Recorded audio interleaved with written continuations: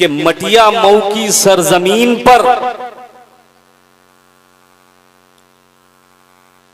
जो कुरान, जो अल्लाह की किताब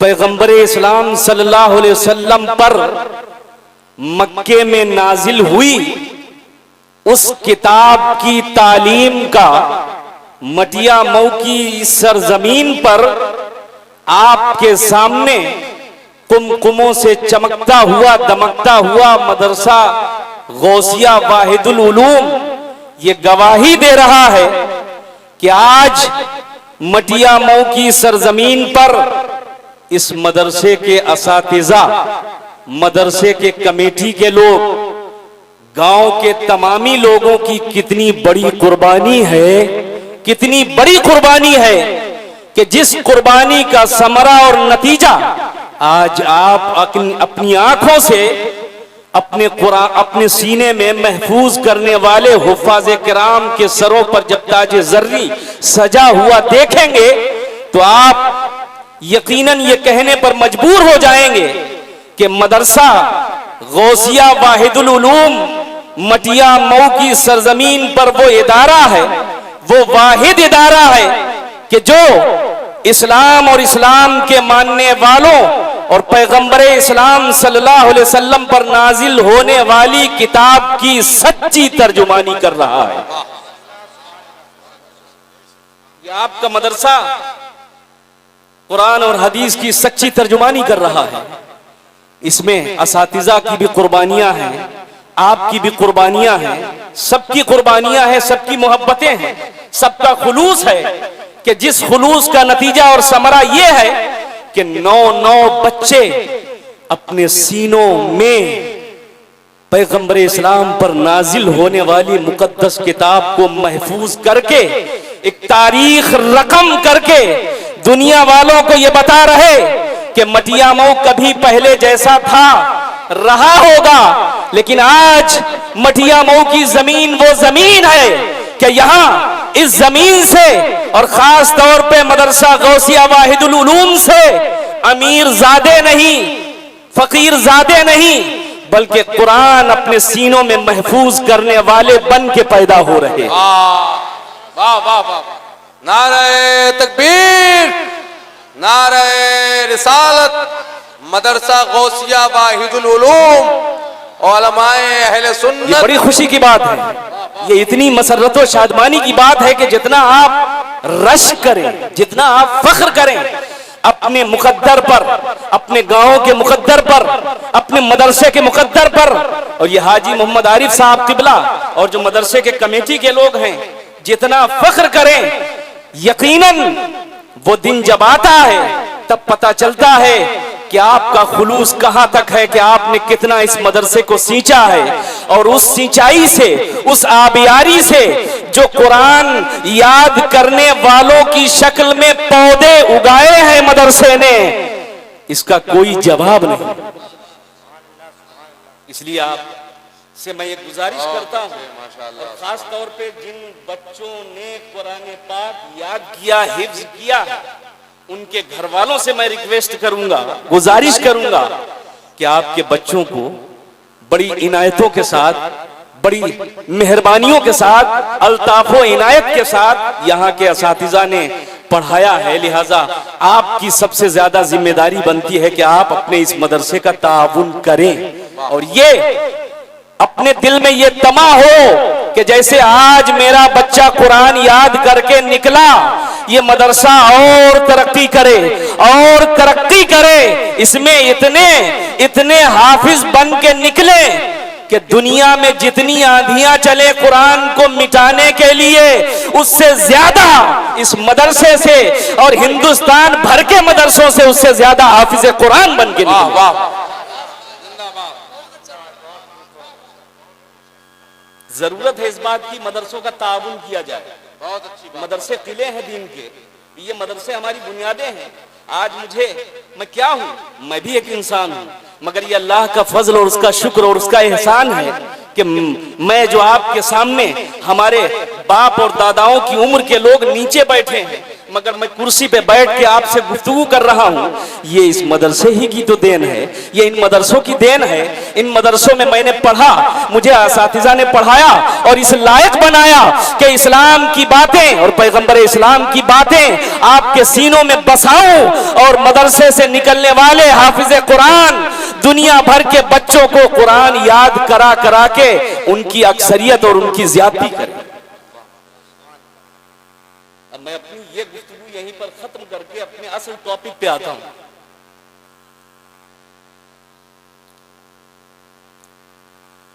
हदीस पाक समाअत करें, चूंकि कुरान याद करने वाले बच्चे निकल रहे हैं, लिहाजा मैंने सोचा कि कुरान मजीद पर कुछ गुफ्तगू कर ली जाए। कुरान कैसे नाजिल हुआ, नुज़ूल कुरान की सिफत क्या है, प्यारे आका सल्लल्लाहु अलैहि वसल्लम पर अल्लाह तबारक व तआला ने कब कुरान नाजिल किया, कब आपने ऐलान नबूवत फरमाया, कहां आपने ऐलान नबूवत किया, इस पे थोड़ी सी गुफ्तगू कर ली जाए।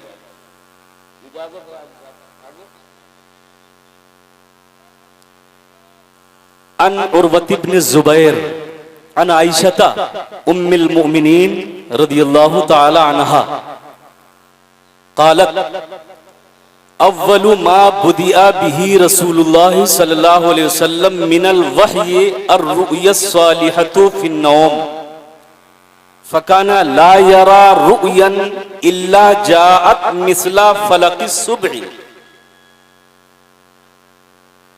सुम्मा हुब्बिबा इलैहिल खला वकाना यखलु बिगारी हिरा फयतहन्नसु फीह वहुव तअब्बुदुल लयाली ज़वातिल अददी क़ब्ला अन यंज़िआ इला अहलिही सुम्मा यतज़व्वदु लिज़ालिक सुम्मा यरजिउ इला खदीजा सुम्मा यतज़व्वदु लिमिस्लिहा हत्ता जाअहुल हक़्क़ु व हुवा फी गारी हिरा फजाअहुल मलक फ़क़ाल इक़रा क़ाला क़ुल्तु मा अना बिक़ारिइन क़ाला फ़अख़ज़नी फ़ग़त्तनी सुम्मा क़ाला फ़अख़ज़नी फ़ग़त्तनी हत्ता बलगा मिन्नी जुहुद सुम्मा अरसलनी क़ाला इक़रा क़ुल्तु मा अना बिक़ारिइन क़ाला फ़अख़ज़नी फ़ग़त्तनी सानियता सुम्मा बलगनी जुहुद सुम्मा अरसलनी क़ाला इक़रा क़ुल्तु मा अना बिक़ारिइन क़ाला फ़अख़ज़नी फ़ग़त्तनी सालिसा सुम्मा अरसलनी फ़क़ाल इक़रा बिस्मि रब्बिकल लज़ी खलक़ खलक़ल इंसाना मिन अलक़ फजाअ बिहा रसूलुल्लाह सल्लल्लाहु अलैहि वसल्लम यरजुफु फुआदुहु फदखल अला खदीजा फ़क़ाला लि खदीजता वअख़बरहल ख़बर क़ाला खशीतु अला नफ्सी क़ालत खदीजा कल्ला वल्लाहि मा युख़ज़ीका अल्लाहु अबदा इन्नका लतसिलुर रहिमा व तहमिलुल कल्ला व तक्सिबुल मादूम व तक़रिउज़ ज़ैफ़ व तुईनु अला नवाइबिल हक़ इला आखिरी। मैं पूरी हदीस पाक नहीं पढ़ूंगा, अब तर्जमा बताता हूं पूरी हदीस पाक का। आधी हदीस पाक मैंने पढ़ी है, तर्जमा सुनिए। कुरान पाक कहां नाजिल हुआ? मजमे में से लोग बोलेंगे, बताएंगे कुरान पाक कहां नाजिल हुआ? मक्कतुल मुकर्रमा में। कितनी साल की मुद्दत में? 23 साल की मुद्दत में कुरान पाक नाजिल हुआ। इससे पहले एक हदीस पाक और समाअत कर लें, इसका तर्जमा बाद में बताऊंगा। हज़रत आयशा सिद्दीक़ा रज़ी अल्लाह ताला अन्हा से मरवी है, आप फरमाती हैं कि हिशाम इब्ने हारिस ने पैगंबर इस्लाम सल्लल्लाहु अलैहि वसल्लम से पूछा, या रसूल अल्लाह, आपके ऊपर वही कैसे आती? तो अल्लाह के रसूल सल्लल्लाहु अलैहि वसल्लम ने जवाब दिया कि कभी घंटी के बजने की सूरत में मेरे पास वही आती है तो उस वक्त मुझे बड़ी तकलीफ होती है, फिर जो मेरे दिल में उतरता है मैं उसे याद कर लेता हूं। फरमाते हैं फिर कभी फरिश्ता इंसानी शक्ल में मेरे पास आता है और मुझसे हम कलाम होता है, जो वो मुझसे कहता है मैं उसे याद कर लेता हूं। हजरत आयशा सिद्दीका रजी अल्लाह ताला अन्हा का बयान है, आप फरमाती हैं कि सख्त सर्दियों में अल्लाह के रसूल सल्लल्लाहु अलैहि वसल्लम पर जब वही नाजिल होती और जब वही नाजिल होके मौकूफ हो जाती तो आप फरमाती हैं सख्त सर्दियों के दिनों में अल्लाह का कलाम जब पैगंबर इस्लाम पर उतरता तो पैगंबर इस्लाम की ये कैफियत होती, ये हालत होती सख्त सर्दियों में कि आपकी पेशानी से पसीना टपका करता था। ये सिफत हो गई कि इस सिफत पर अल्लाह के रसूल पर वही आती। अब जो हदीस पाक मैंने पढ़ी उसका तर्जुमा समाप्त करें। हजरत उर्वा बिन जुबैर रिवायत करते हैं हजरत आयशा सिद्दीका रजी अल्लाह ताला अन्हा से। हजरत आयशा सिद्दीका रजी अल्लाह ताला अन्हा बयान करती हैं कि सबसे पहली वही रसूलुल्लाह सल्लल्लाहु अलैहि वसल्लम पर जो आगाज, सबसे पहली वही का जो रसूलुल्लाह सल्लल्लाहु अलैहि वसल्लम पर आगाज हुआ वो सच्चे ख्वाब हुआ करते थे, सच्चे ख्वाब हुआ करते थे।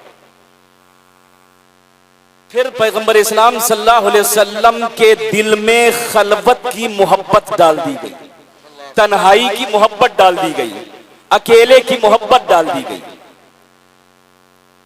जो आप ख्वाब देखते इल्ला जात मिसला फलक सुबह, जो भी पैगंबर इस्लाम सल्लल्लाहु अलैहि वसल्लम ख्वाब देखते वो सुबह की तरह बिल्कुल रोशन होता ख्वाब, बिल्कुल सच्चा होता ख्वाब।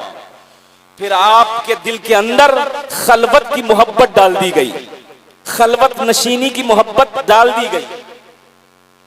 अब जब आपके दिल के अंदर खलवत की मोहब्बत डाल दी गई तो पैगंबर इस्लाम सल्लल्लाहु अलैहि वसल्लम गारे हिरा जाने लगे।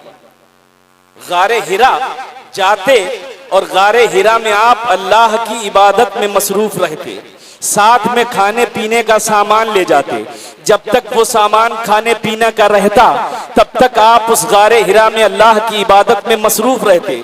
जब वो खाना पीना खत्म हो जाता तो फिर वापस हजरत खदीजा रजी अल्लाह ताला अन्हा की बारगाह में आते, आपके पास आते और हजरत खदीजा रजी अल्लाह ताला अन्हा फिर खाने पीने का सामान तैयार करके आपको देती। आप वो खाने पीने का सामान लेके फिर गारे हिरा जाते और गारे हिरा में इबादत में मसरूफ हो जाते। यही सिलसिला बराबर चलता रहा। अल्लाह के रसूल सल्लल्लाहु अलैहि वसल्लम फरमाते हैं फिर अचानक मेरे पास वही आ गई कि एक फरिश्ता आया। उस फरिश्ते ने मुझसे कहा ए महबूब पढ़ो। मैंने कहा मैं पढ़ने वाला नहीं। पैगंबर इस्लाम सल्लल्लाहु अलैहि वसल्लम फरमाते हैं उस फरिश्ते ने मुझे पकड़ा और इतनी जोर से दबाया कि मेरी ताकत जवाब दे गई। फिर मुझे छोड़ा, फिर कहा ए महबूब पढ़ो। फरमाते हैं मैंने कहा मां अना बिकारीन, मैं पढ़ने वाला नहीं। फिर दूसरी बार फरिश्ते ने मुझे पकड़ा, जोर से दबाया, मेरी ताकत जवाब दे गई। फिर मुझे छोड़ा, कहा पढ़ो। पैगंबर इस्लाम फरमाते हैं मां अना बिकारीन, मैं पढ़ने वाला नहीं। फिर तीसरी बार फरिश्ते ने फरमाते हैं मुझे दबाया, मुझे पकड़ा, मुझे दबाया इतनी जोर से कि मेरी ताकत जवाब दे गई। और उस आने वाले फरिश्ते ने मुझसे कहा ए महबूब इक़रा बिस्मि रब्बिकल लज़ी खलक खलकल इंसान मिन अलक। ए महबूब पढ़ो अपने उस रब के नाम से जिस रब ने सबको पैदा फरमाया। इक़रा बिस्मि रब्बिकल लज़ी खलक, पढ़ो उस रब के नाम से जिसने इंसान को पैदा किया। खलकल इंसान मिन अलक, जिसने इंसान को जमे हुए खून से पैदा किया। इकरा, पढ़ो, व रब्बुकल अकरम, और आपका रब इज्जत वाला। जब ये आयते करीमा, सबसे पहली आयते करीमा, सबसे पहली वही, सबसे पहली ये आयते करीमा अल्लाह के रसूल सल्लल्लाहु अलैहि वसल्लम पर जब नाजिल हुई, तो अभी आपने पहली हदीस में सुना कि जब वही नाजिल होती थी तो अल्लाह के रसूल सल्लल्लाहु अलैहि वसल्लम पर खौफ तारी हो जाता। ठंड के दिनों में भी पेशानी से पसीना टपकने लगता। जब ये पहली आयते करीमा अल्लाह के रसूल पर नाजिल हुई, इक़रा बिस्मि रब्बिकल लज़ी खलक़, मैं अर्ज कर रहा था कि जब पैगंबर इस्लाम सल्लल्लाहु अलैहि वसल्लम पर पहली आयत करीमा नाजिल हुई तो अल्लाह के रसूल सल्लल्लाहु अलैहि वसल्लम ने इन आयतों को याद किया और आप हजरत खदीजा रजी अल्लाह ताला अन्हा के पास इस हाल में आए कि आपका दिल खौफ से कांप रहा था। और आपने आने के बाद में फरमाया ज़म्मिलूनी ज़म्मिलूनी, मुझे चादर उड़ाओ, मुझे चादर उड़ाओ। तो आपको चादर उड़ाई गई। जब आपको चादर उड़ाई गई तब आपके दिल से वो खौफ जाता रहा। अल्लाह। उसके बाद पैगंबर इस्लाम सल्लल्लाहु अलैहि वसल्लम ने हजरत खदीजतुल कुबरा रजी अल्लाह ताला अन्हा से पूरा वाकया गारे हिरा का बयान किया। जिस तरह से आप पर वही नाजिल हुई वो पूरा वाकया अल्लाह के रसूल ने हजरत खदीजा से बयान किया और साथ आपने ये फरमाया लक़द खशीतु अला नफ्सी, ऐ मेरी शरीक हयात, ऐ खदीजा लक़द खशीतु अला नफ्सी, मुझे अपनी जान का खौफ लग रहा है, मुझे अपनी जान का खतरा महसूस हो रहा है। अब आप यहाँ पे देखें, मुलाहिजा करें, पैगंबर इस्लाम सल्लल्लाहु अलैहि वसल्लम ने अपनी बीवी हजरत खदीजतुल कुबरा से कहा है, खदीजा मुझे अपनी जान का खतरा है, मुझे अपनी जान का खौफ है। बीवी हो तो ऐसी हो, मुश्किल के आलम में बीवी का फर्ज क्या बनता है, मुसीबत के वक्त में बीवी का फर्ज क्या बनता है। जब शौहर पे मुसीबत आती हो, जब शौहर मुसीबत में मुब्तला हो तो बीवी का हक क्या बनता है। वो सबक माँ और बहनों को हजरत खदीजा से सीखना चाहिए कि अगर शौहर परेशान है, अगर शौहर मुसीबत ज़दा है, अगर शौहर हैरान है तो बीवी का हक क्या बनता है।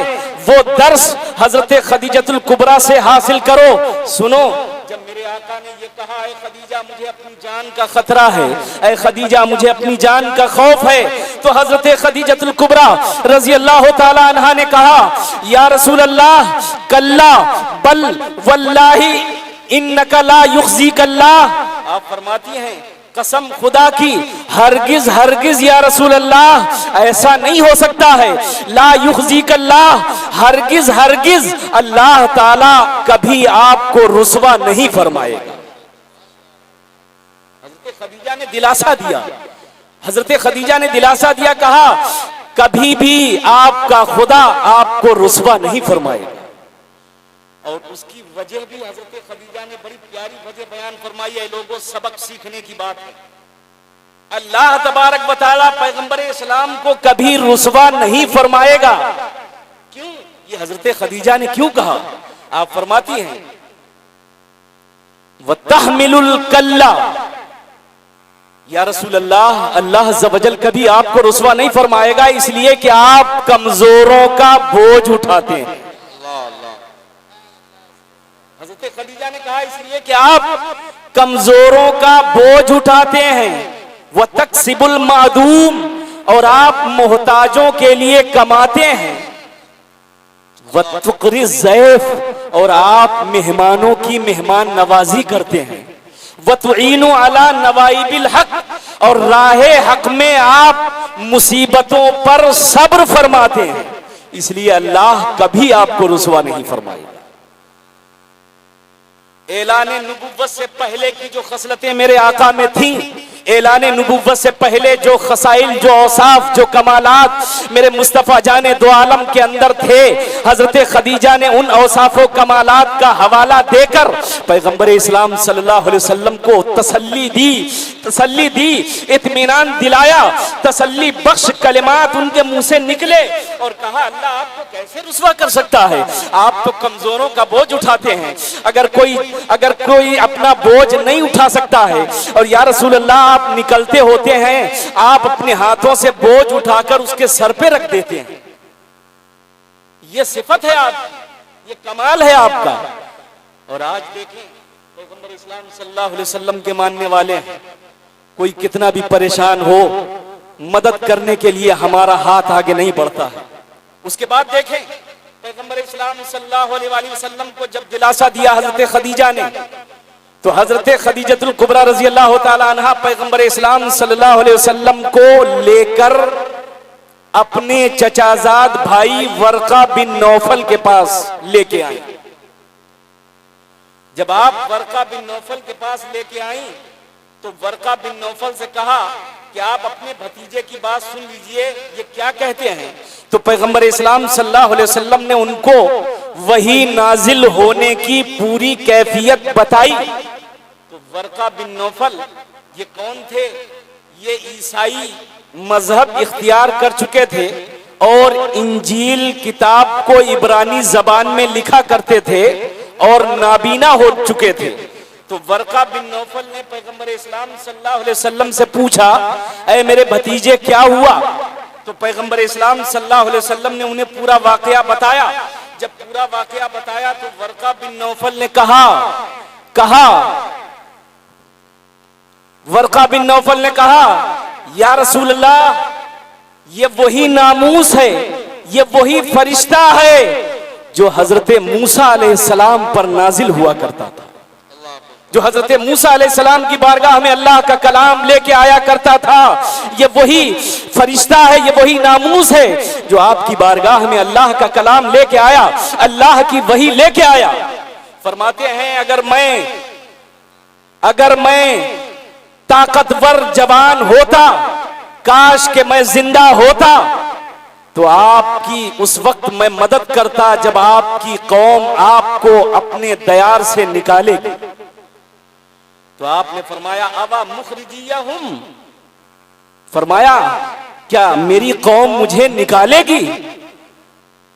तो वर्का बिन नौफल ने कहा, जिस तरह जो कलाम आप लेके आए हैं, इस तरह का कोई भी कलाम लेके आया है तो कौम उसकी दुश्मन हो गई है, कौम आपको आपके दयार से निकालेगी। जानते हैं, इसीलिए मेरे आका सल्लल्लाहु अलैहि वसल्लम मक्कतुल मुकर्रमा से मदीनतुल मुनव्वरा पहुंचे, हिजरत करके गए। फिर वर्का बिन नौफल कुछ दिनों तक जिंदा रहे, उनकी वफात हो गई और वही का सिलसिला भी मौकूफ हो गया। यह है पूरी हदीस पाक का तर्जमा, इसमें कोई कमेंट नहीं है, कोई तफसीरा नहीं है, हदीस पाक का तर्जमा। अब आइए जरा कुरान के ऊपर थोड़ी सी गुफ्तगू कर ले। जो कुरान अल्लाह तबारक व तआला ने अपने महबूब पर नाजिल फरमाया, जो अल्लाह ने किताब अपने महबूब पर नाजिल फरमाई, एक हदीस पाक में मैंने पढ़ा, हजरत उमर फारूक आजम रजी अल्लाह तआला अन्हु कहते हैं, फरमाते हैं, कुरान पाक की तिलावत का हक ये है कि जब कुरान पाक तिलावत किया जाए, अगर तिलावत में जहन्नम का तज़किरा आ जाए तो तिलावत करने वाला अल्लाह तबारक व तआला से जहन्नम की पनाह मांगे। तिलावत करने वाले पर कुरान का हक ये है कि जब तिलावत कर रहा हो, जन्नत की बात आ जाए, जन्नत का जिक्र आ जाए, जन्नत का तज़किरा आ जाए, तो अल्लाह तबारक व तआला से जन्नत को तलब करे। ये कुरान की तिलावत का हक हजरत उमर फारूक आजम रजी अल्लाह तआला अन्हु ने बयान किया। आओ आज के माहौल में, आज के टाइम में थोड़ी सी आगे गुफ्तगू करके अपनी बात खत्म कर रहा हूं।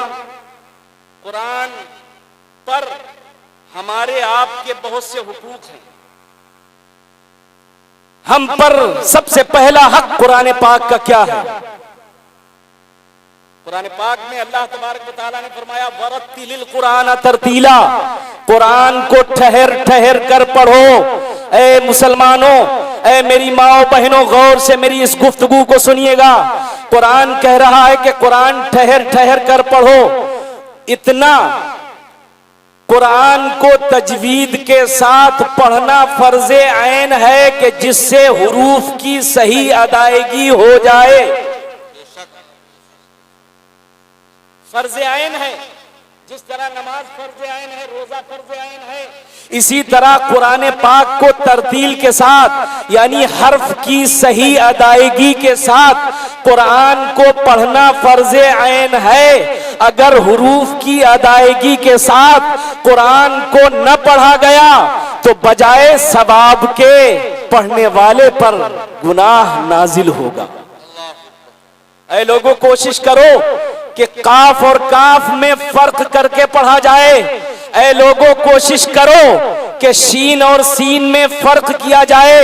ऐ लोगों, कोशिश करो स्वाद और थे में फर्क किया जाए।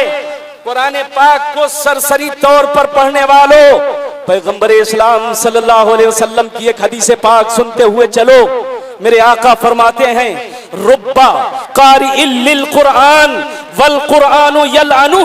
सुनो सुनो, मेरे आका फरमाते हैं तुम कोई इस बारे में, कुरान शरीफ पढ़ने पढ़ाने के बारे में सीरियस नहीं लेते हो, सीरियसली बात नहीं करते हो कुरान पाक को पढ़ने पढ़ाने के बारे में। मगर सुनो, मेरे आका फरमाते हैं रुब्बा कारिइल लिल कुरान वल कुरानु यलअनु। बहुत से ऐसे कुरान पाक पढ़ने वाले हैं कि कुरान खुद उन पर लानत करता है। अल्लाहु अकबर।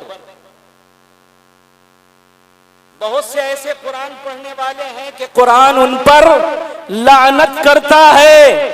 और वो हैं कौन लोग? वो हैं जो काफ और काफ में फर्क करके नहीं पढ़ते हैं, जो शीन और सीन में फर्क करके नहीं पढ़ते हैं, जो था और सीन में फर्क करके नहीं पढ़ते हैं। एक मिसाल भी देता हुआ चलूं आपको। जो लोग नमाज पढ़ते हैं, नमाज में अगर हुरूफ की सही अदायगी नहीं करते हैं तो वो अपनी नमाजों के बारे में सोचें, गौर करें। अल्लाह तबारक व तआला की बारगाह में जब तक मुआफी है, जब तक आप कोशिश करते रहें, हाँ कोशिशों के सारे दरवाजे बंद हो जाएं, इतनी मेहनत करें आप हरफ सही अदा करने के लिए कि वाकई हत्तल इम्कान हत्तल मकदूर आपने कोशिश कर ली, फिर भी हरफ की सही अदायगी नहीं हो रही, तो अल्लाह ताला अपने फजल से आपको मुआफ कर देगा। और अगर आपने बिल्कुल कभी कोशिश ही नहीं की काफ और काफ को अलग करने में, शीन और सीन को अलग करने में, तो ये याद रखना कभी अल्लाह की बारगाह से मुआफी नहीं मिल सकती। कोशिश करना फर्ज आयन है कुरान शरीफ को सही पढ़ने के लिए। मिसाल देता हूं आपको, जो लोग बड़ा काफ और छोटा काफ दोनों में फर्क नहीं करते हैं, शीन और सीन में फर्क नहीं करते हैं, मैं अपने उन असातिज़ा को भी मुखातब करना चाहता हूं अपनी गुफ्तगू में, जो असातिज़ा यस्सरनल कुरान पढ़ाते हैं, जो असातिज़ा कायदा पढ़ाते हैं। उनकी जिम्मेदारी है कि अगर बच्चा तुम्हारा 4 महीने तक आगे न बढ़े मत पढ़ाओ, 1 साल लग जाए न बढ़ाओ, जब तक वो सही हुरूफ की अदायगी न करे तब तक चाहे 1 साल हो जाए उसे आगे बढ़ाने की कोशिश न करो। जब हरफ सही निकलने लगे, जब हुरूफ की अदायगी सही होने लगे, तब आप उस बच्चे को आगे बढ़ाओ, ताकि वो बच्चा, अगर आपका वो बच्चा सही पढ़ेगा, वो बच्चा जिसे पढ़ाएगा वो भी सही पढ़ेगा, कम से कम गुनाहों से तो बच जाएगा। वरना याद रखो ऐ पढ़ाने वालों, ऐ कोशिशें न करने वालों, कुरान मजीद को सही न पढ़ने वालों, सुन लो, मेरे आका फरमाते हैं कुल्लु राइन मसऊलुन अन रइयतिही। हर हाकिम से उसकी मातहती में रहने वालों के बारे में सवाल किया जाएगा। हर हाकिम से, एक उस्ताद से कयामत में पूछा जाएगा तुमने अपने बच्चे को क्या पढ़ाया, कैसे पढ़ाया। एक पीर से कयामत के दिन पूछा जाएगा कि तुमने अपने मुरीदों को कैसी तरबियत दी, क्या सिखाया, क्या बताया, कितना नमाजी बनाया, कितना परहेजगार बनाया, या सिर्फ हाथ ही चूमवाते रहे। एक इमाम से पूछा जाएगा कि तुमने तबलीग और दावत में कितनी कोशिश की, कहां तक इस्लाम को पहुंचाया? बचेगा कोई नहीं कयामत के दिन। इसी तरह आम लोगों में माँ बाप भी नहीं बचेंगे। माँ बाप से भी कयामत में सवाल होगा औलाद के बारे में कि तुमने अपने बच्चों को कुरान शरीफ सही पढ़ाया क्यों नहीं, तुमने अपने बच्चों को नमाजी बनाया क्यों नहीं, तुमने अपने बच्चों को रोजेदार बनाया क्यों नहीं। वो माँ वो बाप भी इस सवाल से कयामत में नहीं बच पाएंगे। अब कुरान पाक सही पढ़ने की कोशिश करो। मैं अपने उन तमाम भाइयों से गुजारिश करूंगा जो नमाजें पढ़ते हैं, दुआएं याद करें, हुरूफ निकालने की कोशिश करें, काफ और काफ में फर्क करें। एक मिसाल देता हूं, सूरह इखलास आम और खास सभी पढ़ लेते हैं। मैं ये बात इसलिए ये मिसाल दे रहा हूं ताकि आपके जहन में सही से बैठ जाए और आप कल से कोशिश करें, अपने इमाम से पूछें, अपने हाफिज से पूछें। लोगों ने तो ये समझ लिया कि सही कुरान शरीफ पढ़ना सिर्फ जिम्मेदारी हाफिज जी और इमाम साहब और आलिम साहब की है। फातिहा करने की जिम्मेदारी पूरी इमाम साहब और मौलाना की। सही नमाज जनाजा पढ़ने पढ़ाने की जिम्मेदारी सिर्फ इमाम और मौलाना की है।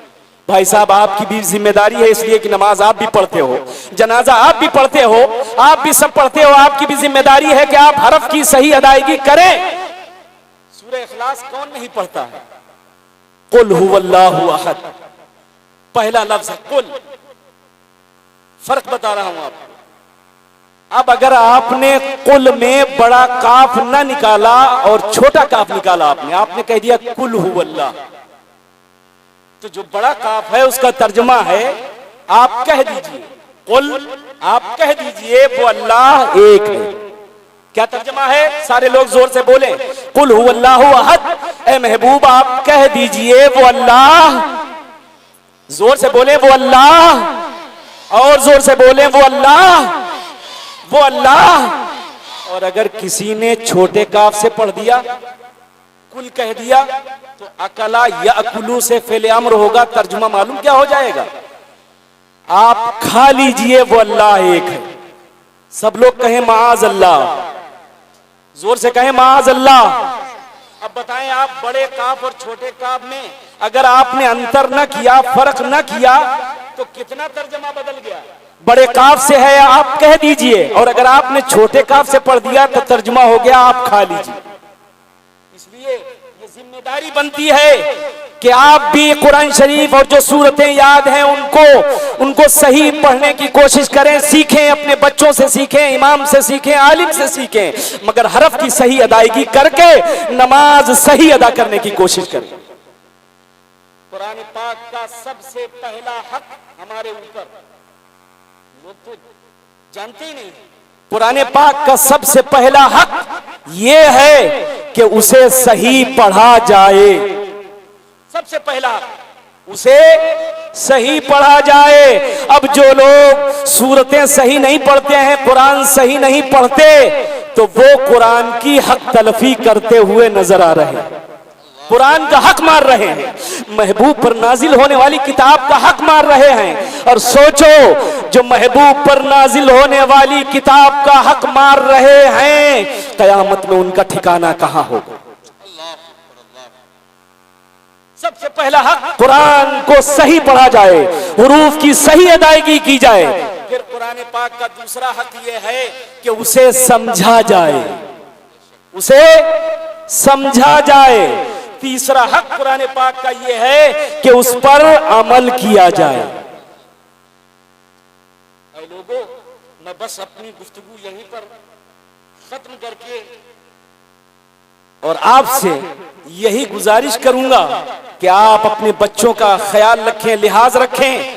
अगर आपके बच्चों को, नाज़िम साहब जरा 2 मिनट, आप अपने बच्चों को सूरतें याद कराएं, दुआए कुनूत याद कराएं, जनाजे की दुआएं याद कराएं। मदरसे वालों की भी जिम्मेदारी है कि बच्चा अगर आपका मदरसे से बाहर है, निकल रहा है, तो आपकी जिम्मेदारी है कि जनाजे की सारी दुआएं उस बच्चे को याद हैं कि नहीं याद हैं, दुआए कुनूत याद है कि नहीं याद है। ऐ लोगों, अगर आपके बच्चे और बच्चियां हैं, उन्हें ये सारी दुआएं याद हैं, तो आपकी जिम्मेदारी कुछ न कुछ पूरी होती हुई नजर आ रही है।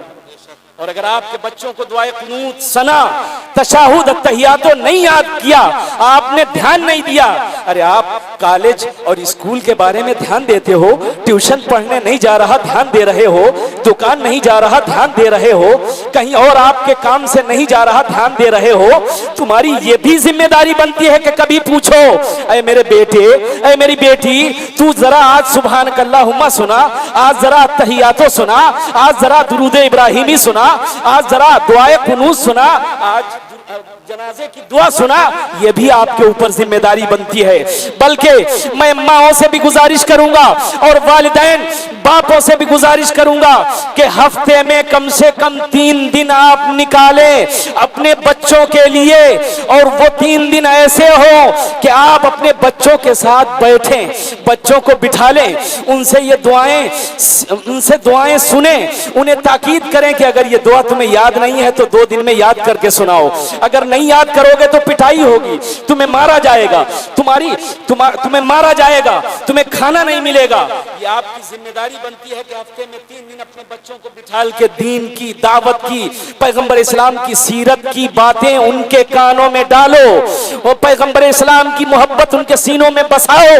ऐ लोगों, बचपन का जो जमाना होता है, सादा लौह बच्चा होता है, उस तख्ती के ऊपर बचपन के जमाने में जो तुमने दुआएं याद करा दी, अल्लाह की मोहब्बत उस सादा लौह में तुमने बसा दी, उस सादी तख्ती में तुमने अल्लाह की मोहब्बत, उसके महबूब की मोहब्बत डाल दी, तो याद रखना कयामतें आ जाएंगी, आंधियां आती रहेंगी, मगर उस बच्चे के दिल और दिमाग से ना अल्लाह की मोहब्बत कभी निकल सकती है, ना उसके महबूब की मोहब्बत कभी निकल सकती है।